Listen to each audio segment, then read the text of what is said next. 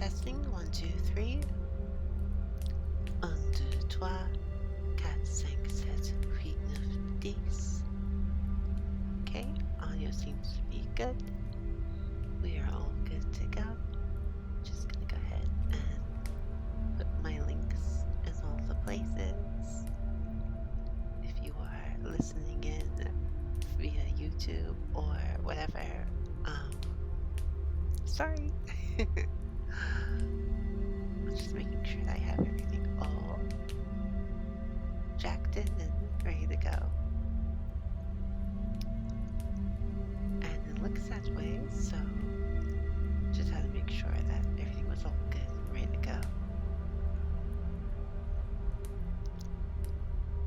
And OBS is reading just fine, so I am under the assumption that we are all ready to go for some reading. Tonight, I know I'm a little bit late. Sorry, I wasn't feeling very well last week, and this week I'm feeling much better. Although I did have a little bit of a scare earlier of some indigestion, but hopefully I should be all good now. I do not have to go to sleep in an hour because I'm not going to my regular Tuesday appointment tomorrow morning, so hopefully we can read an entire chapter. There's only 23 pages in this one. Anyway, let's get to it. We are currently reading Chapter 8, The Road to Isengard. Move this over a little bit more. Okay, now I can be able to see chat and my book. Also, we have Sherbert here. That's a little special guest. I could have done Lemoine as I usually am one to do, but I wanted to hold a plushie tonight. Especially because, my tummy hurts and a plushie makes me feel happy, so we're gonna do that. Anyway, Chapter 8, The Road to Isengard. So it was that in the light of a fair morning, King Theoden and Gandalf, the White Rider, met again upon the green grass behind the deeping stream. There was also Aragorn, son of Arathorn, and Legolas the Elf, and Erkenbrand of Westfold, and the lords of the Golden House. About them were gathered the Rohirrim, the riders of the Mark. Wonder overcame their joy in victory, and their eyes were turned towards the wood. Suddenly there was a great shout, and down from the dike came those who had been driven back into the deep.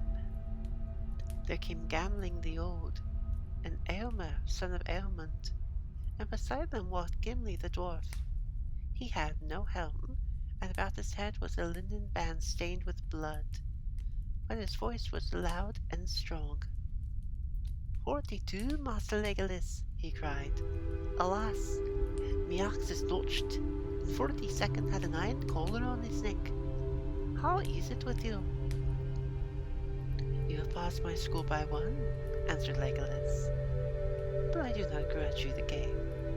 So glad am I to see you on your legs. Welcome, Eomer, sister's son, said Theoden. Now that I see you safe, I am glad indeed. Hail, Lord of the Mark, said Eomer. The dark night has passed, and day has come again, but the day has brought strange tidings. He turned and gazed in wonder, first at the wood and then at Gandalf. Once more you come in our need, unlooked for, he said. Unlooked for, said Gandalf. I said that I would return and meet you here. But you did not name the hour, nor foretell the manner of your coming. Strange help you bring. You are mighty in the wizardry, Gandalf the White. That may be, but if so, I have not shown it yet. I have but given good counsel in peril, and made use of the speed of Shadowfax. Your own valor has done more, and the stout legs of the Westfold men marching through the night. Then they all gazed at Gandalf with still greater wonder. Some glanced darkly at the wood, and passed their hands over their brows as if they thought their eyes saw otherwise than his. Gandalf laughed long and merrily. "The trees?" he said. "Nay, I see the wood as plainly as do you. But that is no deed of mine. It is a thing beyond the counsel of the wise. Better than my design, and better even than my hope the event has proved." "And if not yours, whose is the wizardry?" said Theoden. "Not Saruman's." Level up, level up, level up, level up, level up, level up, level up, level up, level up, level up. Brew, oh my god, free subscription to tier 2. I am honored. Thank you so much. Lurking tonight, I imagine most people are lurking tonight anyway, so I will not slight you in lurking. Oh, my stomach hurts. As my plans were this move. Gotcha, I just got your message. I appreciate the lurk, and I hope you are otherwise doing well.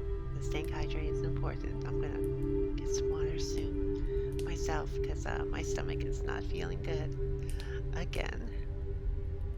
Oh, no. Okay.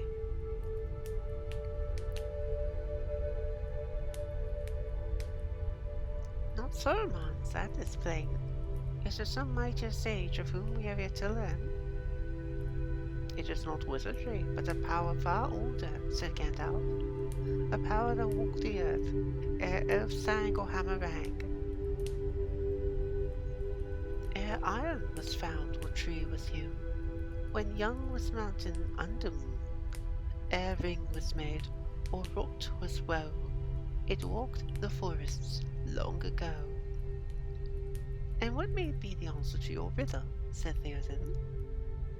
If you would learn that, you should come with me to Isengard, answered Gandalf. To Isengard? They cried. Yes, said Gandalf. I shall return to Isengard, and those who will may come with me. There we may see strange things. But there are not enough men in the Mark, not if they were all gathered together and healed of wounds and weariness to assault the stronghold of Saruman, said Theoden.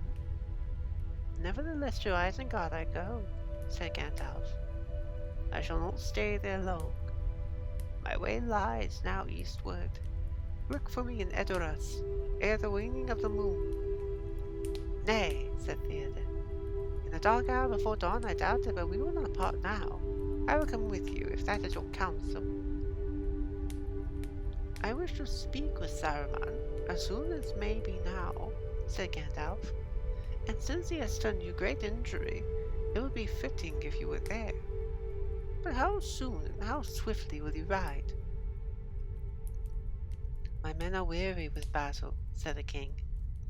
And I am weary also, for I have ridden far and slept little. Alas, my old age is not feigned, nor due only to the whisperings of worm-tongue. It is an ill that no leech can wholly cure, not even Gandalf.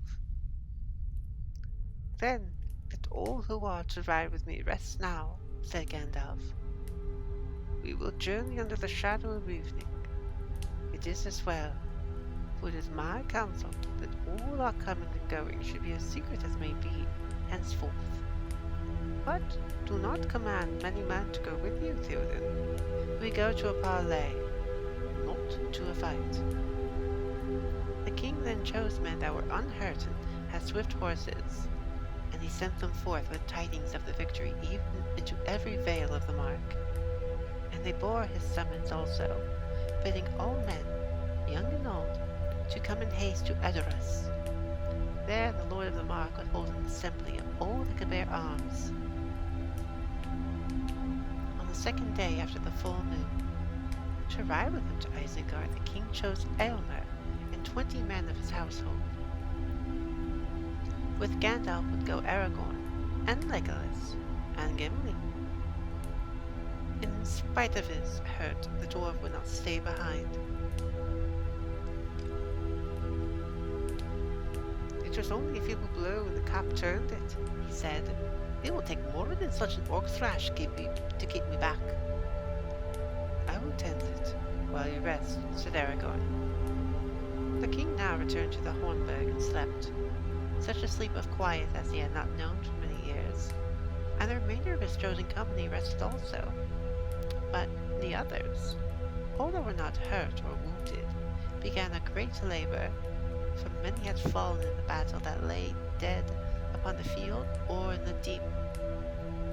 No orcs remained alive. Their bodies were uncounted, but a great many of the hillmen had given themselves up, and they were afraid, and cried for mercy. The men of the mark took their weapons from them, and set them to work. Hope now to repent the evil which you have joined, said Erkenbrand, and afterwards you shall take an oath never again to pass the fords of Iceland arms, nor to march with the enemies of men, for then you shall go free back to your land, for you have been deluded by Saruman. Many of you have got death as a reward for your trust in him, but had you conquered, little better would your wages have been. The men of Dunland were amazed, for Saruman had told them that the men of Rohan were cruel and burned their captives alive. In the midst of the field before the Hornburg, 2 mounds were raised. Beneath them were laid all the riders of the mark who fell in the defence, those of the East Dales upon one side, and those of Westfold upon the other. In the grave, alone under the shadow of the Hornburg, lay Chama, captain of the king's guard. He fell before the gate. The orcs were piled in great heaps, away from the mounds of men, not far from the eaves of the forest, and the people were troubled in their minds, for the heaps of carrion were too great for burial or for burning. They had little wood for firing, and none would have dared to take an axe to the strange trees, even if Gandalf had not warned them to hurt neither back nor bough at the great peril. Let the orcs lie, said Gandalf. The morning may bring new counsel. In the afternoon the king's company prepared to depart. The work of burial was then but beginning, and Theoden mourned for the loss of Chama, his captain, and cast the first earth upon his grave. Great injury indeed has Saruman done to me and all this land, he said, and I will remember it when we meet. The sun was already drawing near the hills upon the west of the combe, when at last Theoden and Gandalf and their companions rode down from the dike. Behind them were gathered a great host, both of the riders and of the people of Westfold, old and young, women and children who had come out from the caves. A song of victory they sang with clear voices, and then they fell silent, wondering what would chance, for their eyes were on the trees, and they feared them. The riders came to the wood, and they halted, horse and man. They were unwilling to pass in. The trees were grey and menacing, and a shadow or a mist was about them. The ends of their long sweeping boughs hung down like searching fingers. Their roots stood up from the ground like the limbs of strange monsters, and dark caverns opened beneath them. But Gandalf went forward, leading the company, and where the road from the Hornburg met the trees, they saw now an opening like an arched gate under mighty boughs, and through it Gandalf passed, and they followed him. And to their amazement, they found that the road ran on, and the deepening stream beside it, and the sky was open above and full of golden light. But on either side, the great aisles of the wood were already wrapped in dusk, stretching away into impenetrable shadows, and there they heard the creaking and groaning of boughs, and far cries, and a rumor of wordless voices, murmuring angrily. No orc or other living creature could be seen. Legolas and Gimli were now riding together upon one horse, and they kept close behind Gandalf, for Gimli was afraid of the wood. "It is hot in here," said Legolas to Gandalf. "I feel great wrath about me. Do you not feel the air throb in your ears?" "Yes," said Gandalf. "What has become of the miserable orcs?" said Legolas. "That, I think, no one will ever know," said Gandalf. They rode in silence for a while, but Legolas was ever glancing from side to side, and would often have halted to listen to the sounds of the wood, if Gimli had allowed it. "These are the strangest trees that ever I saw," he said, "and I have seen many an oak grow from acorn to ruinous age. I wish that there were leisure now to walk among them. They have voices, and in time I might come to understand their thought." "No, no," said Gimli. "Let us leave them. I guess their thought already. Hatred of all that go on two legs, and their speeches of crushing and strangling." "Not of all that go on two legs," said Legolas.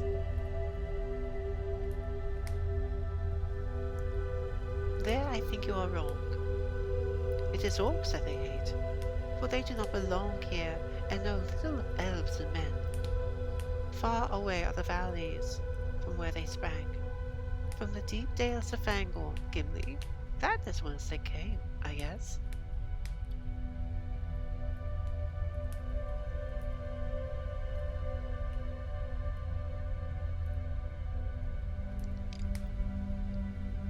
"Then that is the most perilous wood in Middle-earth," said Gimli. "I should be grateful for the part they have played, but I do not love them. You may think them wonderful, but I have seen a greater wood in this land, more beautiful than any grove or glade that ever grew. My heart is still full of it. Strange are the ways of men, Legolas. Here they have one of the marvels of the northern world, and what do they say of it? Caves, they say, caves. Holes to fly to in times of war, to store fodder in. My good Legolas, do you know that the caverns of Helm's Deep are vast and beautiful? There will be an endless pilgrimage of dwarfs, merely to gaze at them, if such things were known to be. Aye, indeed, they would pay pure gold for a brief glance. And I would give gold to be excused," said Legolas, "and double to be let out if I strayed in." "You have not seen, so I forgive your jest," said Gimli. "But you speak like a fool.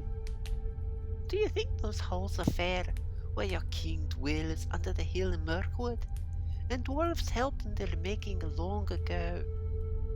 They are but hovels compared to the caverns I have seen here. Immeasurable halls, filled with an everlasting music of water that tinkles into pools, as fair as Kelizarum in the starlight." God, that was a mouthful. "And, Legolas, when the torches are kindled and men walk on the sandy floors under the echoing domes, then, Legolas, gems and crystals and veins of precious ore glint in the polished walls, and the light glows through folded marbles, shell-like, translucent as the living hands of Queen Galadriel. There are columns of white and saffron and dawn rose, Legolas, fluted and twisted into dream-like forms. They spring up from many-coloured floors to meet the glistening penitence of the roof. Wings, ropes, curtains, vines, frozen clouds, spears, banners, pinnacles of suspended palaces. Still legs mirror them. A glimmering world looks up from the dark pools covered with clear glass. Cities. God, I'm so sorry, I have to talk like Gimli for like the next 2 paragraphs. Such as the mind of Durin could scarce have imagined in his sleep, stretch on through avenues of pillared courts, on into the dark recesses where no light can come, and plink, a silver drop falls, and the round wrinkles in the glass make all the towers bend and waver like weeds and corals in the grotto of the sea. Then evening comes. They fade and twinkle out. The torches pass on into another chamber and another dream. There is chamber after chamber, Legolas. Hole opening out of a hole. Dome after dome. Stair beyond stair. And still the winding paths lead out into the mountain's heart. Caves. The caverns of Helm's Deep. Happy was the chance that drove me there. Oh, it makes me weep to leave them. Then I will wish you this fortune for your comfort, Gimli, said the elf. That you may come safe from war and return to see them again. But do not tell all your kindred. There seems little left for them to do, from your account. Maybe the men of this land are wise to say little. One family of busy dwarfs with a hammer and chisel might mar more than they made. No, you do not understand, said Gimli. No dwarf could be unmoved by such loveliness. None of Durin's race would mind those caves for stones or ore. Not if diamonds and gold could be got there. Do you cut down groves of blossoming trees in the springtime for firewood? We would tend these glades of flowering stone, not quarry them. With cautious skill, tap by tap, a small chip of rock and no more. Perhaps in a whole anxious day, so we could work, and as the years went by, we should open up new ways. Sorry, there's a fly on my screen.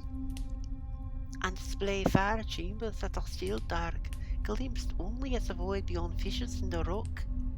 And lights, Legolas. We should make lights, such lamps as once shone in Castle Doom. And when we wished, we would drive away the night that has lain there since the hills were made. And when we desired rest, we would let the night return. You move me, Gimli, said Legolas. I have never heard you speak it like this before. Almost you make me regret that I have not seen these caves. Come, let us make this bargain if we both return safe out of the perils that await us. We will journey for a while longer.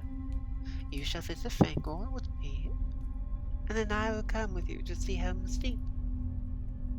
That will not be the way of return that I should choose, said Gimli. But I will endure Fangorn, if I have your promise to come back to the caves and share their wonder with me. You have my promise, said Legolas. But alas, now we must leave behind both cave and wood for a while. See, we are coming to the end of the trees. How far is it to Isengard, Gandalf? About 15 leagues, as the crows of Saruman make it, said Gandalf. 5 from the mouth of Deeping Combe to the fords, and 10 more from there to the gates of Isengard. But we shall not ride all the way this night. And when we come there, what shall we see? Asked Gimli. You may know, but I cannot guess. I do not know myself for certain, answered the wizard. I was there at nightfall yesterday, but much may have happened since. Yet, I think that you will not say that the journey was in vain. Not though the glittering caves of Aglarond, be left behind. At last the company passed through the trees, and found that they had come to the bottom of the combe, where the road from Helm's Deep branched, going one way east to Edoras, and the other north to the forest of Isen. As they rode from under the eaves of the wood, Legolas halted and looked back with regret. Then he gave a sudden cry. There are eyes, he said. Eyes looking out from shadows of boughs. I never saw such eyes before. The other, surprised by his cry, halted and turned, but Legolas started to ride back. No, no, cried Gimli. Do as you please in your madness, but let me first get down from this horse. I wish to see no eyes. Stay, Legolas Greenleaf. said Gandalf. Do not go back into the wood, not yet. Now is not your time. Even as he spoke, there came forward out of the trees these 3 strange shapes. As tall as trolls they were, 12 feet or more in height. Their strong bodies, stout as young trees, seemed to be clad with raiment or with hide of close-fitting grey and brown. Their limbs were long, and their hands had many fingers. Their hair was stiff, and their beards grey-green as moss. They gazed out with solemn eyes, but they were not looking at the riders. Their eyes were bent northwards. Suddenly they lifted their long cans to their mouths and sent forth ringing calls, clear as notes of a horn, but more musical and various. The calls were answered, and turning again, the riders saw other creatures of the same kind approaching, striding through the grass. They came swiftly from the north, walking like wading herons in their gait, but not in their speed, for the legs in their long paces beat quicker than the heron's wings. The riders cried aloud in wonder, and some set their hands upon their sword hilts. You need no weapons, said Gandalf. These are but herdsmen. They are not enemies. Indeed, they are not concerned with us at all.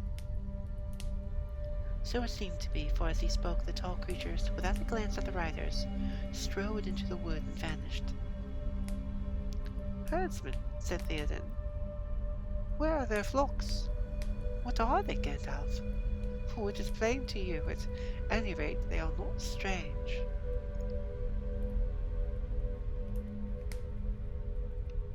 They are the shepherds of the trees, answered Gandalf. It is so long since you have listened to tales by the fireside. There are children in your land who, out of the twisted threads of story, could pick the answer to your question. You have seen Ents, O King. Ents out of Fangorn Forest, which in your tongue you call the Entwood. Did you think that the name was given only in idle fancy? Nay, Theoden, it is otherwise. To them you are but a passing tale. All the years from Errol the Young to Theoden the Old are of little count to them, and all the deeds of your house but a small matter. The king was silent. Ents, he said at length. Out of the shadows of legend I begin, a little to understand the marvel of the trees, I think. I have lived to see strange days. Long we have tended our beasts in our fields, built our houses, wrought our tools, or ridden away to help in the wars of Minas Tirith. And that we call the life of man, the way of the world. We cared little for what lay beyond the borders of our land. Songs we have to tell of these things, but we are forgetting them, teaching them only to children, as a careless custom. And now the songs have come down among us out of strange places, and walk visible under the sun. You should be glad, Theoden King, answered Gandalf, for not only the little life of man is now endangered, but the life also of those things which you have deemed the march of legend. You are not without allies, even if you know them not. Yet also I should be sad, said Theoden, for however the fortune of war shall go, may it not so end that much of that was fair and wonderful shall pass forever out of Middle-earth. I'm going to continue reading in a little bit. I gotta go use the bathroom. So let me go ahead and change this real quick to be right back. I'll be back as soon as I can. Give me like 3 minutes. Sorry.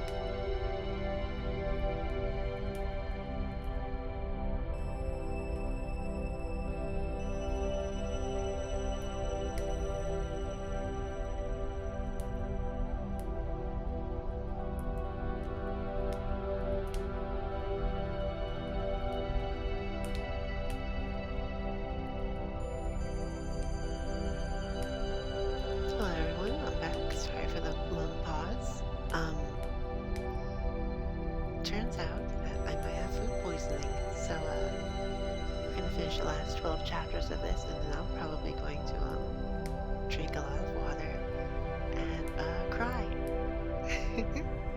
Just another, semi-audiobook stream where the reader is feeling like death.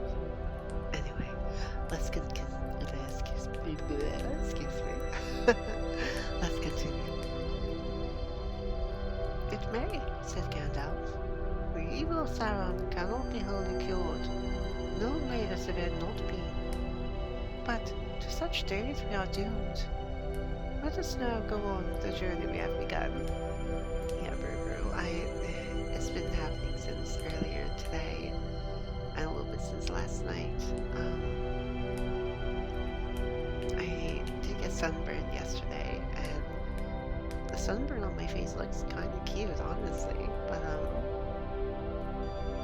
it's been making me dizzy, and I have, had heat exhaustion before, so I'm not new to this, but I've not had such a happening in many a year. Last time I've been sunburned was probably close to a decade ago. If you count like being indoors from the pandemic and also me not going outside. Anyway, the company turned then away from the cone and from the wood and took the road towards the fords. Legolas followed reluctantly. The sun had set, already had sunk behind the rim of the world, but as they rode out from the shadow of the hills and looked west to the gap of Rohan, the sky was still red, and a burning light was under the floating clouds. Dark against it, there wheeled and flew many black-winged birds. Some passed overhead with mournful cries, returning to their homes among the rocks. The Cairnfell had been busy about the battlefield, said Eomer. They rode now at an easy pace, and dark came down upon the plains about them. The slow moon mounted, now waxing towards the full, and in its cold silver light the swelling grasslands rose and fell like a wide grey sea.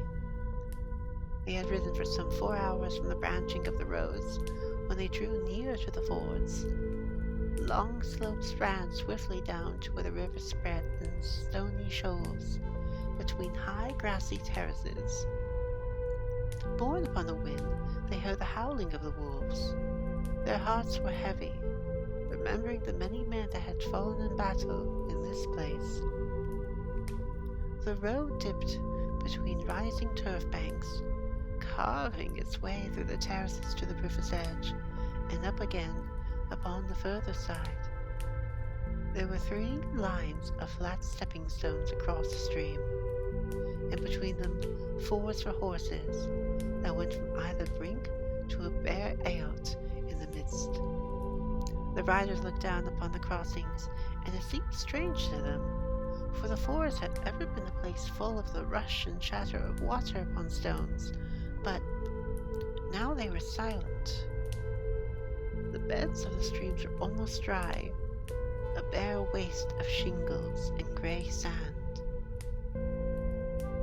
"This has become a dreary place," said Eomer. "What sickness has befallen the river? Many fair things Saruman has destroyed. Has he devoured the springs of Isen too?" "So it would seem," said Gandalf. "Alas," said Theoden, "must we pass this way, where the carrion beasts devour so many good riders of the mark?" "This is our way," said Gandalf. "Grievous is the fall of your men, but you shall see that at least the wolves of the mountains do not devour them. It is with their friends, the orcs, that they hold their feast. Such indeed is the friendship of their kind. Come." They rode down to the river, and as they came, the wolves ceased their howling and slunk away. Fear fell on them, seeing Gandalf in the moon, and Shadowfax, his horse shining like silver. The riders passed over to the isle. glittering eyes watched them waning from the shadows of the banks. "Look," said Gandalf. "Friends have labored here." And they saw that in the midst of the Aot a mound was piled, ringed with stones, and set about with many spears. "Here lie all the men of the mark that fell near this place," said Gandalf. "Here let them rest," said Eomer. "And when their spears have tottered and rusted, long still may their mounds stand and guard the falls of Isen." "It is your work also, Gandalf, my friend," said Theoden. "You accomplish much in the evening and night." "With the help of Shadowfax and others," said Gandalf. "I rode fast and far, but here beside the mound I will say this for your comfort. Many fell in the battle of the fords, but fewer than rumor made them. More was scattered than was slain. I gathered together all that I could find. Some men I sent with Grimwald of Westfall to join Erkenbrand. Some I sent to make this burial. They have now followed your marshal, Elfhelm. I sent him with many riders to Edoras. Saruman and Gu had dispatched his full strength against you, and his servants had turned aside from all other errands and gone to Helm's Deep. The lands seemed empty of enemies, yet I fear that wolf riders and plunderers might ride nonetheless to Meduseld, while it was undefended. But now I think you need not fear. You will find your house to welcome your return." "And glad shall I be to see it again," said Theoden. "The rift now, I doubt not, shall be my biding there." With that the company said farewell to the island and the mound, and passed over the river, and climbed the further bank. Then they rode on, glad to have left the mournful fords. As they went on, the howling of the wolves broke out anew. There was an ancient highway that ran down from Isengard to the crossings. For some way it took its course beside the river, bending with it east and then north. But at last it turned away and went straight towards the gates of Isengard, and these were under the mountainside in the west of the valley, 16 miles or more from its mouth. This road they followed, but they did not ride upon it, for the ground beside it was firm and level, covered for many miles about with short, springing turf. They rode now more swiftly, and by midnight the fords were nearly 5 leagues behind. Then they halted, ending their night's journey, for the king was weary. They were come to the feet of the misty mountains, and the long arms of Nan-Corunir, stretched down to meet them. Dark lay the vale before them, for the moon had passed into the west, and its light was hidden by the hills. But out of the deep shadow of the dale rose a vast spire of smoke and vapor. As it mounted, it caught the rays of the sinking moon and spread in shimmering billows, black and silver, over the starry sky. "What do you think of that, Gandalf?" asked Aragorn. "One would say that all the Wizard's Vale was burning." "There is ever a fume above that valley in these days," said Eomer, "but I have never seen aught like this before. These are steams rather than smokes. Saruman is brewing some devilry to greet us. Maybe he is boiling all the waters of Isen, and that is why the river runs dry." "Maybe he is," said Gandalf. "Tomorrow we shall learn what he is doing. Now let us rest for a while, if we can." Give me a second, I think my music ended. No, it didn't. Sorry, back to this we go. They camped beside the bed of the Isen River. It was still silent and empty. Some of them slept a little, but late in the night the watchman cried out, and all awoke. The moon was gone. Stars were shining above, but over the ground there crept a darkness blacker than the night. On both sides of the river it rolled towards them, going northward. "Stay where you are," said Gandalf. "Draw no weapons. Wait, and it will pass you by." A mist gathered about them. Above them a few stars still glimmered faintly, but on either side there arose walls of impenetrable gloom. They were in a narrow lane between moving towers of shadow. There we go. Voices they heard, whisperings and groanings, to an endless rustling sigh. The earth shook under them, long as it seemed to them that they sat and were afraid. But at last the darkness and rumor passed, and vanished between the mountain's arms. Away south upon the Hornberg, in the middle of the night, men heard a great noise, as a wind in the valley, and the ground trembled, and all were afraid, and no one ventured to go forth. But in the morning they went out and were amazed, for the slain orcs were gone, and the trees also. For down into the valley of the deep the grass was crushed and trampled brown, as if giant herdsmen had pastured great droves of cattle there.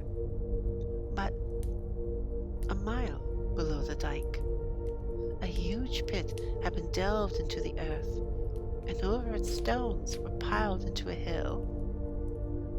Men believed that the orcs, of whom they had slain, were buried there. But whether those who had fled into the woods were with them, none could say, for no man ever set foot upon the hill. The Death Down it was afterwards called, and no grass would grow from there. But the strange trees were never seen in Deeping again. They had returned at night, and had gone far away into the dark dales of Fangorn. Thus they were revenged upon the orcs. The king and his company slept no more that night, but they saw and heard no other strange thing, save one. The voice of the river beside them suddenly awoke. There was a rush of water, hurrying down among the stones. And when it had passed, the Eisen flowed and bubbled in his bed again, as it had ever done. At dawn they made ready to go on. The light came grey and pale, and they did not see the rising of the sun. The air above was heavy with fog, and the rock lay on the land about them. They went slowly, riding now upon the highway. It was broad and hard, and well tended. Dimly through the mist they could descry the long arm of the mountains rising on their left. They had passed into Non Curunir, the Wizard's Vale.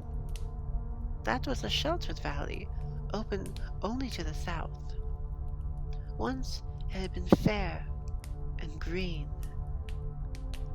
and through it the Eisen flowed, already deep and strong before it found the plains, for it was fed by many springs and lesser streams among the rain-washed hills, and all about it there had lain a pleasant, fertile land. It was not so now. Beneath the walls of Isengard there were still acres tilled by the slaves of Saruman, but most of the valley had become a wilderness of weeds and thorns. Brambles trailed upon the ground, or clambering over bush and bank, made shaggy caves where small beasts housed. No trees grew there, but among the rank grasses could still be seen the burned and axe-hewn stumps of ancient groves. It was a sad country, silent now but for the stony noise of the quick waters.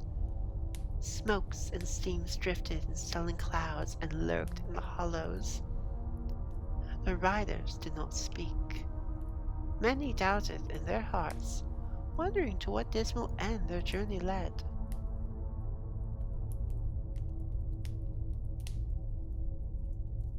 I may have to go AFK again soon, I'm not sure, because my stomach is doing flips, and I feel like I'm going to vom. But let's continue. After they had ridden for some miles, the highway became a wide street, paved with great flat stones, squared with and laid with skill. No blade of grass was seen in any joint. Deep gutters, filled with trickling water, ran down on either side. Suddenly, a tall pillar loomed up before them. It was black, and set upon it was a great stone, carved and painted in the likeness of a long white hand, its finger pointed north. Not far now they knew that the gates of Isengard must stand, and their hearts were heavy, but their eyes could not pierce the mists ahead. Beneath the mountain's arm within the Wizard's Vale, through years uncounted had stood the ancient place that men called Isengard. Partly, it was shaped in the making of the mountains. The mighty works the men of Western East had wrought there of old, and Saruman had dwelt there long and had not been idle. This was its fashion, while Saruman was at his height, accounted by many the chief of wizards. A great ring wall of stone, like towering cliffs, stood out from the shelter of the mountainside, from which it ran and then returned again. One entrance only was there made in it, a great arch delved in the southern wall. Here, through the black rock, a long tunnel had been hewn, closed at either end with mighty doors of iron. They were so wrought and poised upon their huge hinges, posts of steel driven into living stone, that, when unbarred, they could be moved with a light thrust of the arms, noiselessly. One who passed in and came at length out of the echoing tunnel beheld a plain, a great circle, somewhat hollow like a vast shallow bowl. A mile it measured from rim to rim. Once it had been green and filled with avenues and groves of fruitful trees, watered by streams that flowed from the mountains to the lake. But no green thing grew there in the latter days of Saruman. The roads were paved with stone flags, dark and hard, and beside the borders, instead of trees, there marched long lines of pillars, some of marble, some of copper, and of iron, joined by heavy chains. Many houses there were, chambers, halls, and passages, cut and tunneled back into the walls upon the inner side, so that all the open circle was overlooked by countless windows and dark doors. Thousands could dwell there, workers, servants, slaves, and warriors with great store of arms. Wolves were fed and stabled in deep dens beneath. The plain, too, was bored and delved. Shafts were driven deep into the ground. Their upper ends were covered by low mounds and domes of stone, so that in the moonlight, the ring of Isengard looked like a graveyard of unquiet dead. For the ground trembled. The shafts ran down by many slopes and spiral stairs to caverns far under. There, Saruman had treasuries, storehouses, armories, smithies, and great furnaces. Iron wheels revolved there endlessly, and hammers thudded. At night, plumes of vapor steamed from the vents, lit from beneath with red light or blue or venomous green. To the center all the roads ran between their chains. There stood a tower of marvelous shape. It was fashioned by the builders of old, who smoothed the ring of Isengard, and yet it seemed a thing not made by the craft of men, but riven from the bones of the earth and the ancient torment of the hills. A peak An isle of rock it was, black and gleaming hard. 4 mighty piers of many-sided stone were welded into one, but near the summit they opened into gaping horns, their pinnacles sharp as the points of spears, keen-edged as knives. Between them was a narrow space, and there upon a floor of polished stone, written with strange signs, a man may stand 500 feet above the plain. This was Orthanc, the citadel of Saruman, the name of which had, by design or chance, a twofold meaning. For in the elvish speech, Orthanc signifies Mount Fang, but in the language of the Mark of old, the cunning mind. A strong place and wonderful was Isengard, and long it had been beautiful, and there great lords had dwelt, the wardens of Gondor upon the west, and wise men that watched the stars, but Saruman had slowly shaped it to his shifting purposes, and made it better, as he thought. Being deceived for all those arts and subtle devices, for which he forsook his former wisdom, and which fondly he imagined were his own, came but from Mordor, so that what he made was not only a little copy, a child's model, or a slave's flattery, for that vast fortress, armory, prison, furnace of great power, Barad-dûr, the Dark Tower, which suffered no rival and laughed at flattery, biding its time, secure in its pride and its immeasurable strength. This was the stronghold of Saruman, as fame reported it. For within living memory the men of Rohan had not passed its gates, save perhaps a few, such as Wormtongue, who came in secret and told no man what they saw. Now Gandalf rode to the great pillar of the hand, and passed it. And as he did, the riders saw to their wonder that the hand appeared no longer white. It was stained as with dried blood, and looking closer they perceived that its nails were red. Unheeding, Gandalf rode on into the mist, and reluctantly they followed him. All about them now, as if there had been a sudden flood, wide pools of water lay beside the road, filling the hollows, and rills were trickling down amongst the stones. At last Gandalf halted and beckoned to them, and they came, and saw that behind them the mist had cleared, and the pale sunlight shone. The hour of noon had passed. They were come to the doors of Isengard. But the doors lay hurled and twisted on the ground, and all about stone, cracked, and splintered into countless jagged shards, were scattered far and wide, or piled in ruinous heaps. The great arch still stood, but it opened now upon a roofless chasm. The tunnel was laid bare, and through the cliff-like walls on either side great rents and breaches had been torn. The towers were beaten into dust. If the great sea had risen in wrath and fallen on the hills with storm, it could have worked no greater ruin. The ring beyond was filled with steaming water, a bubbling cauldron in which there heaved and floated a wreckage of beams and spars, chests and casks and broken gear. Twisted and leaning pillars reared their splintered stems above the flood. But all the roads were drowned. Far off, it seemed, half veiled in winding cloud, there loomed the island of rock. Still dark and tall, unbroken by the storm, the tower of Orthanc stood. Pale waters lapped about its feet.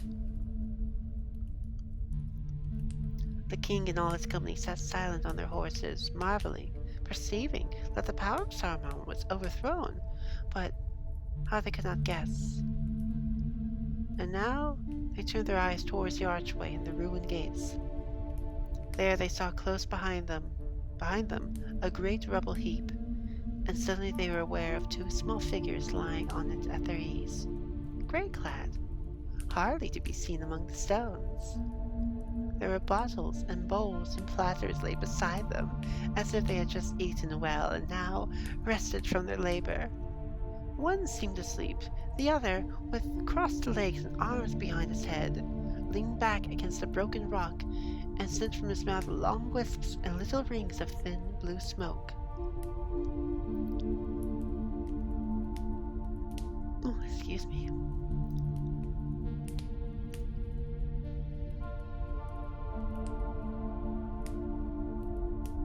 Okay, we have 3 pages left, and then I might just go to bed because I am feeling kind of ill. For a moment, Theoden and Aylmer and all his men stared at them in wonder. Amid all the wreck of Isengard, this seemed to them the strangest sight. But before the king could speak, the small, smoke-breathing figure became suddenly aware of them, as they sat there silent on the edge of the mist. He sprang to his feet. A young man he looked, or like one, though not much more than half a man in height. His head of brown curling hair was uncovered, but he was clad in a travel-stained cloak of the same hue and shape as the companions of Gandalf had worn when they rode to Edoras. He bowed very low, putting his hand upon his breast. Then, seeming not to observe the wizard and his friends, he turned to Eomer and the king. "Welcome, my lords, to Isengard," he said.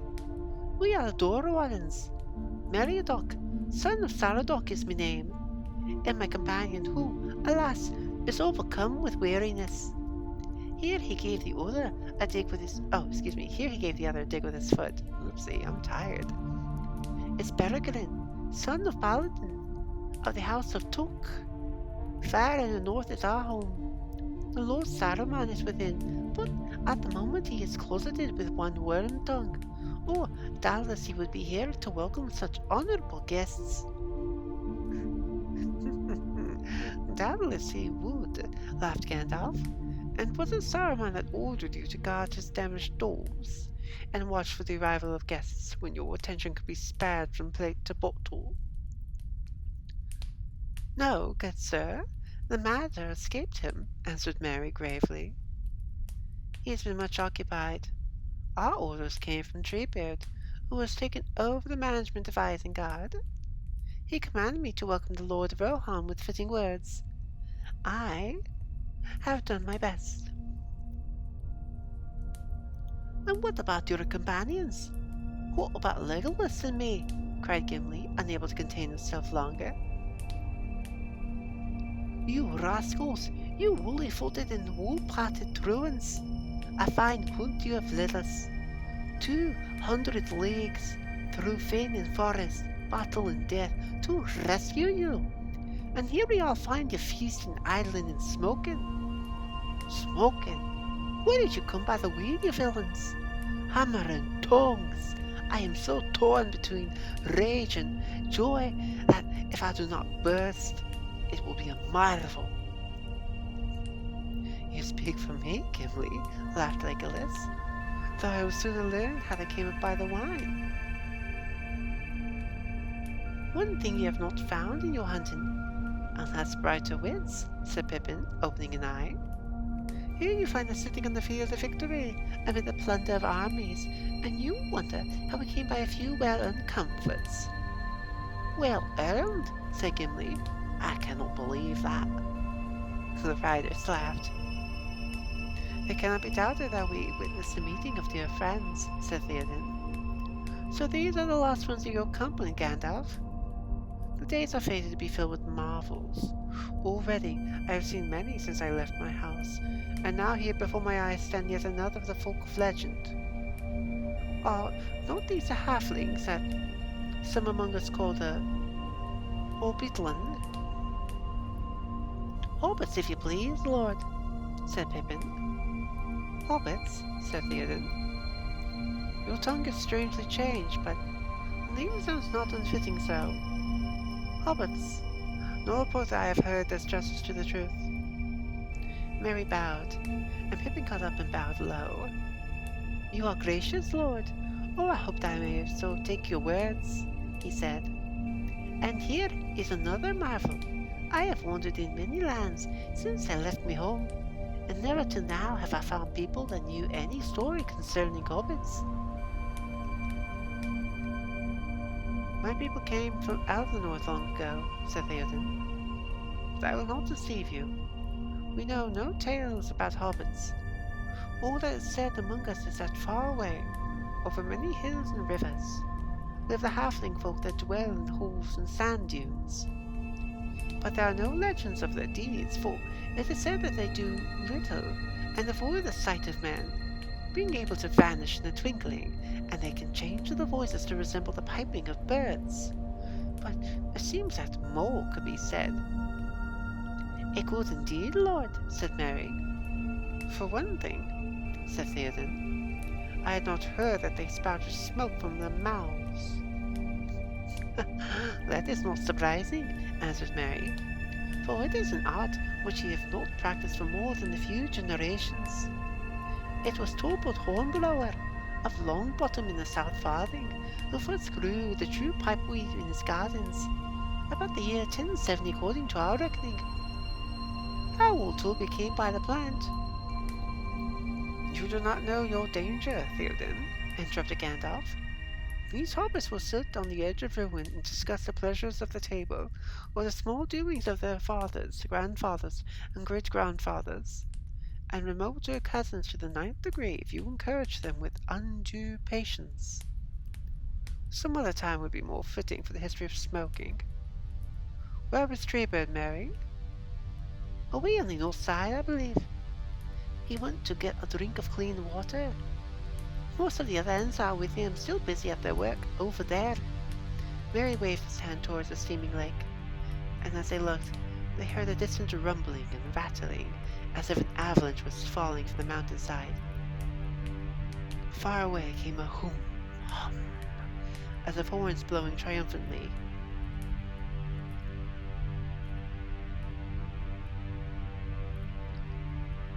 And is all thing then left unguarded? Asked Gandalf. There is the water, said Merry, but Quick Beam and some others are watching it. Not all those posts and pillars in the plain or Sauron's planting. Quick Beam I'm at, I think, is by the rock near the foot of the stair. Yes, the tall grey Ent is there, said Legolas, but his arms are at his sides and he stands as still as a door tree. It is past noon, said Gandalf, and we at any rate have not eaten since early morning. Yet I wish to see Treebeard as soon as may be. Did he leave me no message, or has Clayton Bartle driven it from your mind? He left a message, said Merry, and I was coming to it, but I have been hindered by many other questions. I was to say that if the Lord of the Mark and Gandalf will ride to the northern wall, they will find Treebeard there, and he will welcome them. I may add that they will also find food at the best there. It was discovered and selected by your humble servants. He bowed. Gandalf laughed. That is better, he said. Well, Theoden, will you ride with me to find Treebeard? We must go round about, but it's not far. When you see Treebeard, you will learn much, for Treebeard is Fangorn, and the eldest and chief of the Ents. And when you speak with him, you will hear the speech of the oldest of all living things. I will come with you, said Theoden. Farewell, my hobbits. May we meet again in my house. There you shall sit beside me, and tell me all that your hearts desire, the deeds of your grandsires, as far as you can reckon them. And we will speak also of Torvald the Old and his herb lore. Farewell. The hobbits bowed low. So that is the King of Rohan, said Pip in an undertone. A fine old fellow, very polite.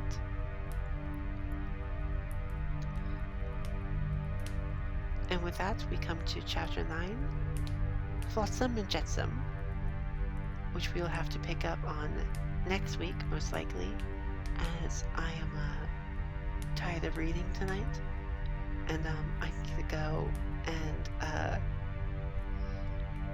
figure out a remedy to my illness. But anyway, thank you everyone for joining me. It was big fun as always. Make sure to be kind to each other, stay safe, drink lots of water. I want to drink a lot of water, honestly. do some exercise, and I will most likely see you Tuesday for an art stream, because I do not have my Tuesday appointment. And then Thursday for the 5-hour streamiversary, starting at 3 o'clock p.m. Pacific Standard and ending the next day at 3 a.m. to celebrate my 5 years on Twitch. I hope you come join me for giveaways, for fun, for, most of all, making new friends, and, for celebrating. Anyway, I will see you guys another time. Thank you so much for listening in, and I'll see you all later. Bye-bye.